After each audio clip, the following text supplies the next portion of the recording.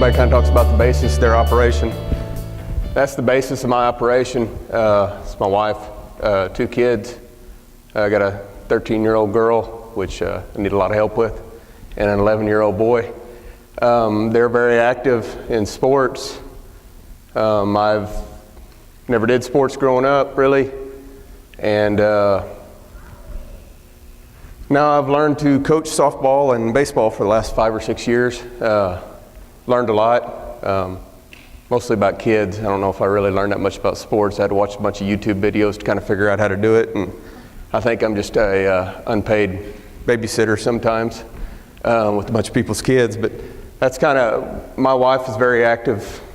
She works full-time. She's an accountant, and she works quite a few hours, and I was working at factories straight out of high school. I went to work factories for about 12 years. Was not going to have time to do a lot with kids because I was, you know, you get told when you are going to work overtime, when you're not. We always had a family farm, always worked on it some, and my father got time to his age in life that he was wanting to retire and was going to rent it out. I was like, you know, factories, it's a very boring, monotonous, beat down style. I really enjoy now not working with near as many people on the farm because some of those people at the factory will drive you crazy. So we changed over and had the chance to do this. My original goal was I was going to do it. I set my goal as I will always make sure that I make as much money as I would have if I would have stayed in that factory, or and gradually increase. I was not going to accept the fact that some years were just, you know, all I ever heard growing up is you need to go soft somewhere else. You need to go to college, you need to go get a job somewhere else, you can't make money farming. It's just a very negative thing that you hear pretty much in any coffee shop in our area. I don't know how it is everywhere else, but I set my goal as if I'm going to do this, I'm going to make a living at it. I'm not just going to do it to kill time.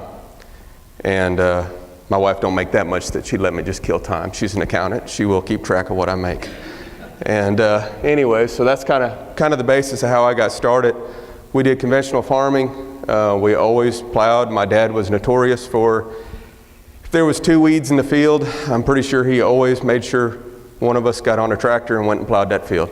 He didn't, and it does look pretty. I mean, we'll say it's the prettiest fields, a nice plowed field. If you know nothing about everything that you learned today, plowed field out there, all uniform, you know, it looks pretty. Disastrous in long term. We've all seen pictures of that today and yesterday, but so that's what I grew up with. When he passed away 5 years ago, or no, I guess it'd be 6 years ago, and about the time I was kind of making transitions on that, we also did a lot of, we baled off, I guess when we grew wheat, we'd bale off the straw and we'd sell the small squares of straw mainly to Halloween market.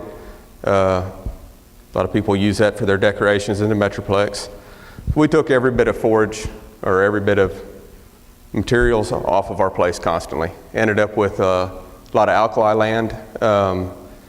Noble Foundation, I met with them, and I was kind of asking about the alkali land. They said, well, you know, you need to put some material back, organic matter back in your soil, and that'll fix that. I was like, well, how do I do that? Whenever I'm trying to make sure I make money, I want that straw to sell.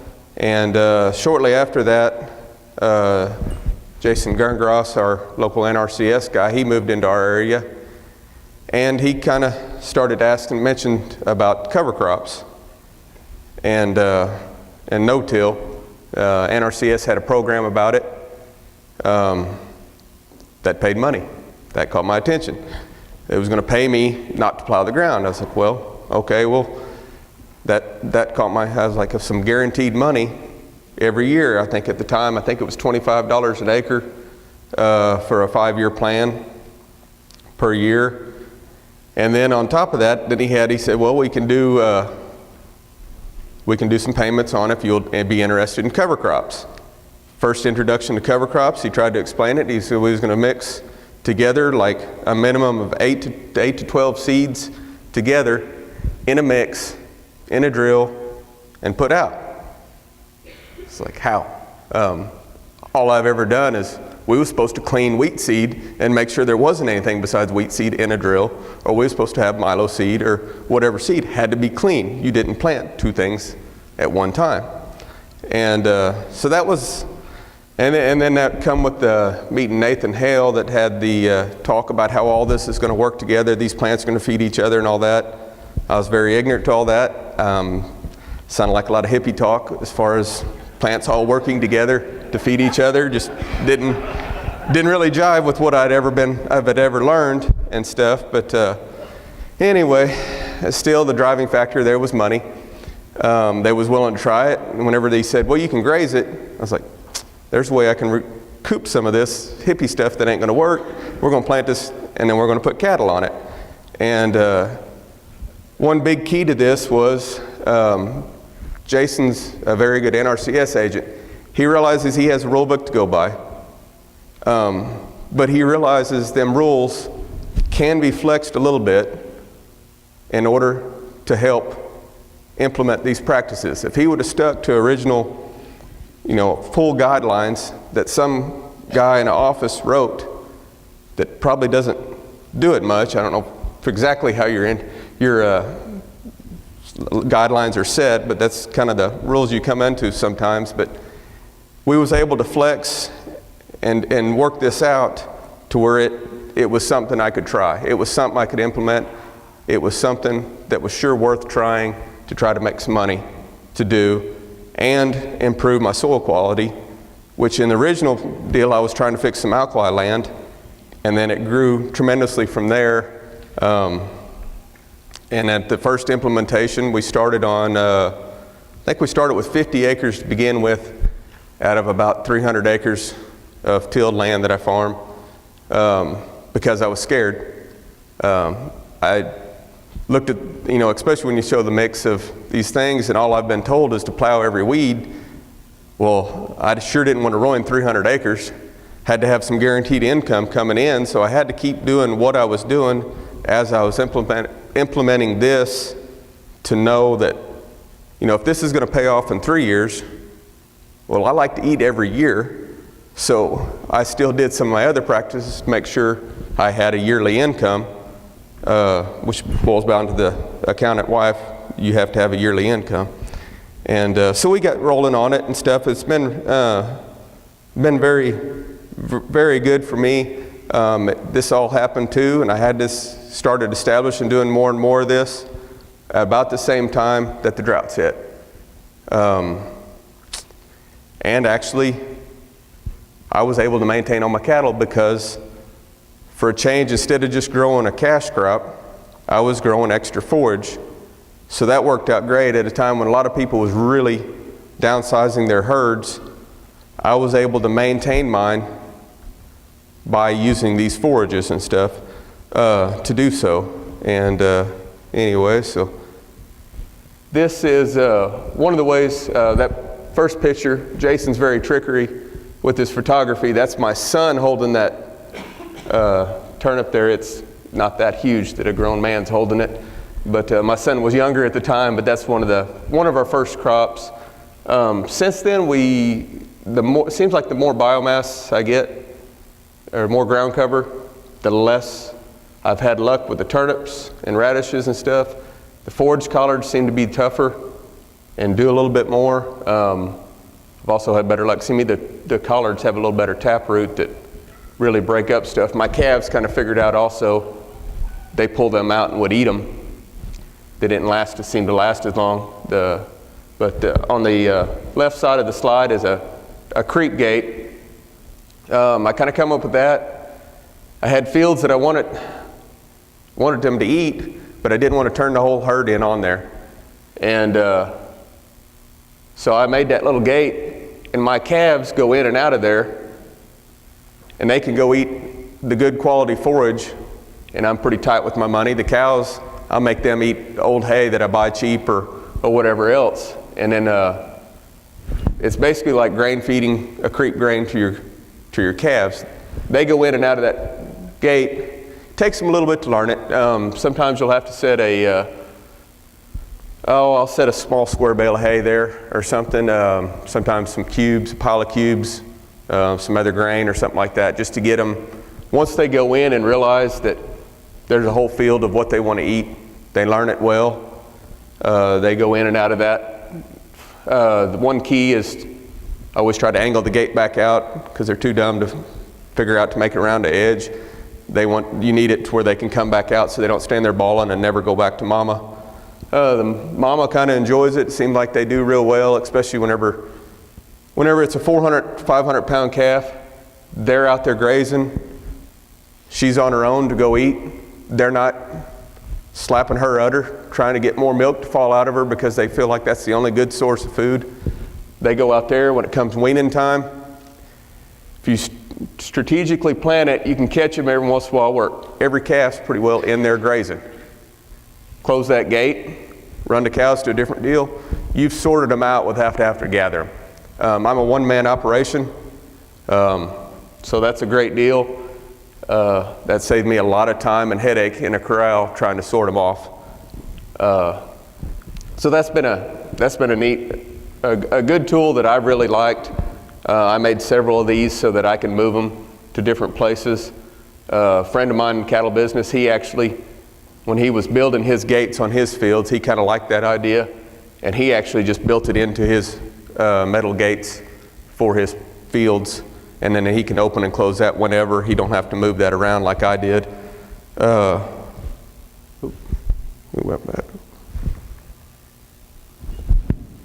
Okay, this is just some of my cows. I run mixed cows. I have a good relationship with our local sale barn. I buy cheap cows. I buy just whatever they need to put on some weight and things. I have no preference on any variety. That comes at a huge drawback sometimes. I end up with some very wild ones. I end up with some don't snap out of being in too low a body condition, but a lot of them do. The forages, this is a summer mix here, some millet, soybeans and such. I keep my mixes somewhat cheap. I'll plant a mix in the spring. Kind of depends on what I had before. At first when I started this, I had intentions of doing cash crops in it. I've got so much value out of the forage that I pretty well just do for forage. I don't do much in cash crops anymore. I raise a little bit of my wheat and oats, kind of mainly for my seed. The forage deal is just working a lot better for me, so I've got an older combine. I'm tired of praying over it every time it comes time for harvest so that it lasts, makes it through it. So, I just went ahead with the forage part of it. I don't have to own as much equipment. John Deere wants a lot of money for it. I don't like paying them for it, so we do more forage based. And this is more in one of the droughts, and I guess you got a good picture of where I missed with the drill. Also there in a little area, the grasses in the summertime seem to do a lot better. Let's see, here's another mix, one of the grazing cages they put in. And stuff, and then down in the bottom corner some after we grazed it. I'll let whatever grow up, then graze it off. At first I used to always worry about every time I planted, I felt like I needed a glyphosate. I felt like I had to kill it before I planted the next thing, because I'd grow a winter, and as it was playing out, I'd spray Roundup, kill it, let's plant the next thing. Of course, at the first couple years too, I also had some weed infiltration, and I was scared. I'd already heard enough from my neighbors complaining about, I'm introducing all kind of weeds, I'm introducing all kinds of junk that's going to ruin their fields because I'm planting it on my place. Kind of ironic, my neighbors used to plant Italian ryegrass in their pastures. We spent 20 years afterwards always spraying Italian ryegrass because it would be in our wheat fields. They're the ones griping at me because I planted a sunflower.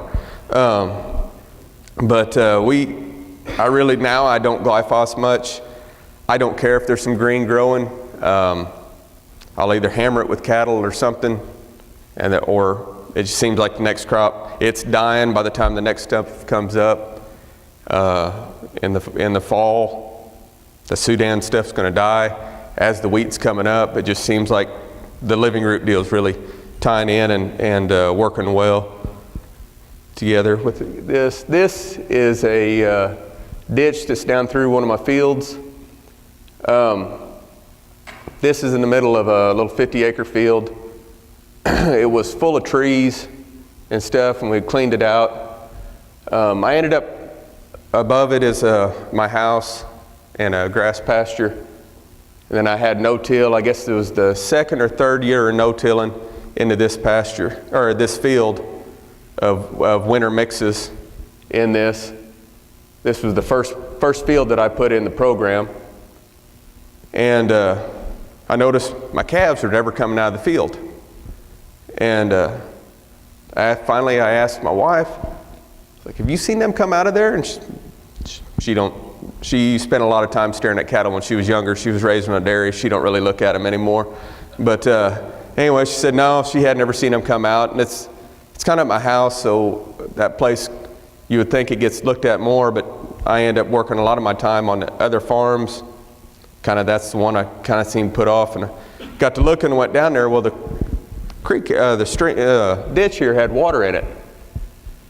And normally it didn't ever, it was just for rains is all it was for. So well, they're watering in that. There's, and so I kind of watched, and it was feeding it with the spring. And I thought that was kind of odd. I had never noticed it before. I talked to the farmer that farmed it for 30 years. He rented it before I bought the property. And I asked him about that because I know he grazed some on just regular straight wheat, and they were conventional farmers.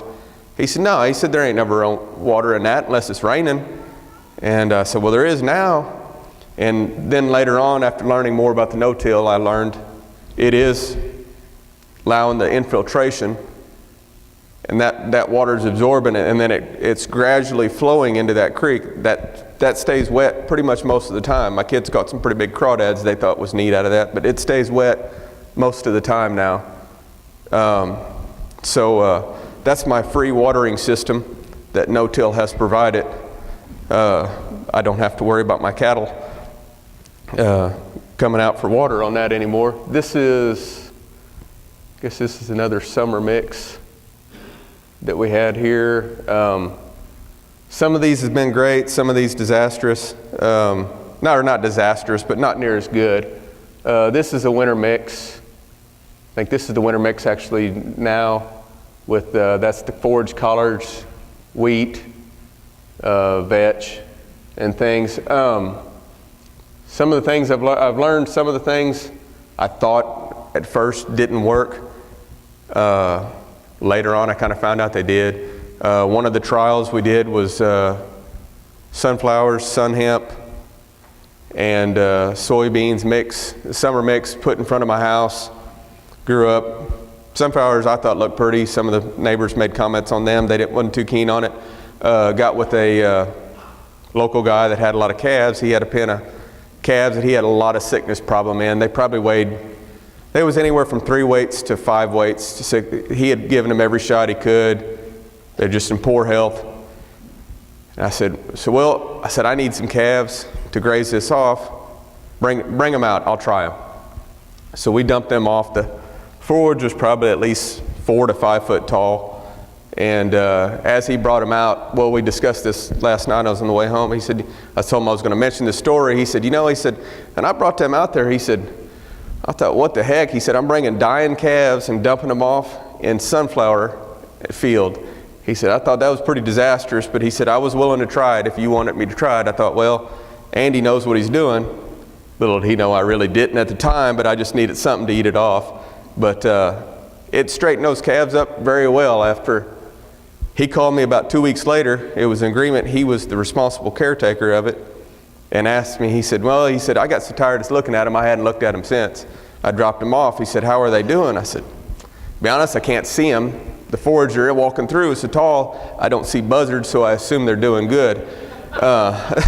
This was in the middle of the summer, about 3 years ago, and those calves gained 1 1/4 to 1 1/2 pounds a day. He was highly impressed. I was pretty happy. That made me a good little gain check on some oddball calves. We did lose one of them, but out of the group of calves, if any of y'all seen them, you'd be embarrassed to have them on your property. It really didn't bother me. As long as something makes money, I really don't, well, say that. There is some animals I don't want on my place, but as far as these calves, you know, no big deal. They did good. There's something with it as far as how it's helping their stomach, because I hear a lot of people, you know, will say, you can't feed them alfalfa, they'll bloat on that. You can't give them the Milo or Sudan grass, they're going to get prussic acid. These cattle, if they have a choice, they choose things to keep them alive. They lived before we was around here trying to put them in a pasture with the fence around them. They figure out what they need, whether it's the sniff lick test or however, but they figure it out. Most of the people that you hear have problems too. A lot of them don't feed mineral and salt and keep a good salt mineral program. And you know, cattle can't range off and go find that minerals on their own, so usually that's where you see a lot of the people that have problems. But this that pretty much sums up kind of what I do. It's kind of similar, the joys of coming towards the end of this. Y'all have seen and stared at enough of these slides that not many of them look new anymore, but this has been a very informative thing. We're very lucky to be in an industry and to have that we all share our information. There's not many industries that everybody is looking out for somebody. I mean, all of us would try to gather more land, run more cattle and stuff like that. But we're in an industry, we still help each other out. Very lucky to be in that industry. Very lucky to have a company like this to put on something like this deal, because most other industries and people, you know, they take their excess seed for the year. They'd put a whatever professional football player that hadn't got arrested in the last month promoting it to try to sell that seed and telling you it's the best, let you plant it. Whether you do or don't succeed, they don't really care, they sold it. These guys, I think it's a great asset that they put together something like this to guide us in the right direction. They really do care. Whenever I first started, I talked with Keith on the phone. They really actually care and tried to put together stuff to make you succeed. And I thought that's a great deal in this modern society to see something like that people care about that much about their customers. Yes, sir.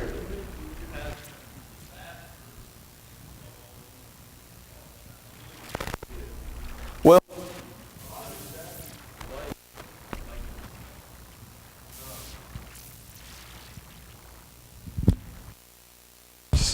some of my some of my disasters were just mainly stuff I ended up creating. I kept thinking I had to spend money roundupping stuff. I was worried about the weed infiltration.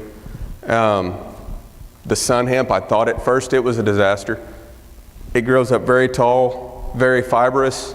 The sunflowers are in the mix too. The calves come in there, just strip the leaves off, leave it all standing. I'm sure the same thing you ran into. They stripped the leaves off, but you got all that fibrous stuff standing up. I didn't know. I was still used to the plowed ground planting in. Later on, I found out going through it, you just leave the stuff standing. As long as something is standing material when I drive through it, I've sown through Sudan grass and all kinds of stuff this tall. Doesn't really affect anything. Right now I just got a Great Plains. I've always had a Great Plains. I traded to a different Great Plains, the 15-foot, I think it's 15-foot NT. I have some people have the John Deere drill does a very good job too. I went with the Great Plains just because, one, it was $8,000 cheaper, but it also, the John Deere is better at placing the seed exactly where you want it, I think, but it does it with a huge pressure that really, it wears itself out quicker also, so.